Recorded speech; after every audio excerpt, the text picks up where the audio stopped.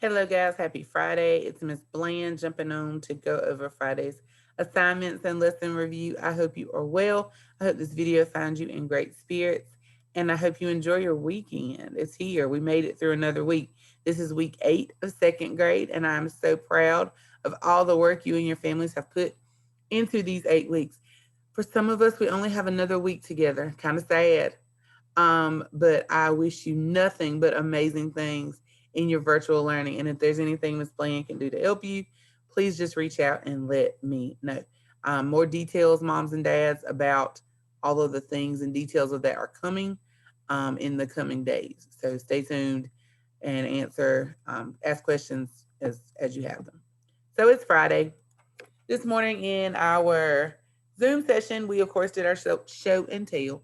We had seashells, we had LOL dolls, we had slime, we had cute little stuffed animals.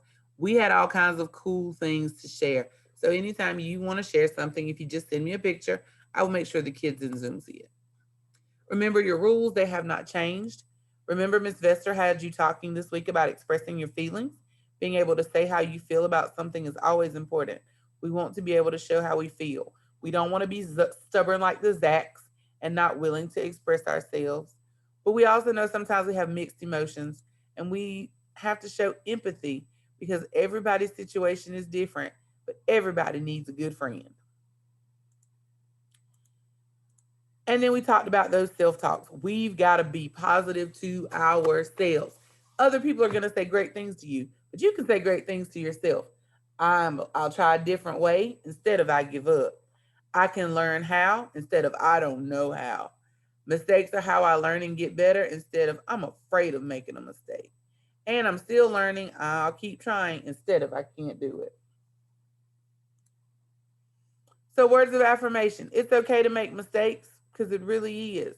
And today is going to be an awesome day, which it is. So, your yellow packet, of course, is due to Miss Bland by Tuesday. Remember, packets 1 through 8 are being used for report cards. So, please make sure I have packets 1 through 8. You do have a vocabulary activity in Seesaw that will drop at some point today. I want to say I have it set for 10:30, but I might be a little off. So by the time you watch this video, it should be good. The spelling test. My boys and girls did the spelling test on live Zoom this morning. So what I'm going to ask mom and dad or big brother and sister to do for you is to take your packet, and I want them to turn to the very back page of the packet and write 1 through 12 and spelling test. And I would love for someone to call out the 12 words to you. First time, we just say the word. The second time, use that word in a sentence. And the third time, say the word again. This will be done for all 12 words and record the spelling test later. There is no fluency passage in your packet. Ooh, that's a tongue twister. There's no passage in your packet. There's no passage in your packet, but there is one in Seesaw that needs to be done by Sunday night. So please make sure by Sunday evening you've done your passage for the week. There is a spot on report cards for fluency, and I need to make sure I have that marked down. The spelling test, of course, make sure you do it. It is not in Seesaw. You will need to do it in your packet. I did the spelling test in Seesaw and I forgot to record myself. I don't know what I was doing. So you won't hear anything if you go to that. So I took it down. It's reading time. Remember, this week our text has been expository text. And we know that when we talk about expository text, we talk about that it's nonfiction, it gives information about a topic, and it's going to contain some of these text features, such as headings, photographs and captions, a glossary, charts, and diagrams. It's going to be real and teach us something. So we started off with eagles and eaglets last week. And this week we started off with the baby bear. So Miss Bland and your friends this morning, we went through the text of baby bear and we picked out some key details. Ching ching. Key details. We picked out some key details for 3 different kinds of bears. And we had a little fun with it and drew pictures. So you will need to look at what we did and you'll need to copy them in your notebook. The first bear we did was the panda bear. So we found out that panda bears live in China. Their fur is black and white, and they eat bamboo. And we drew panda bears at the bottom.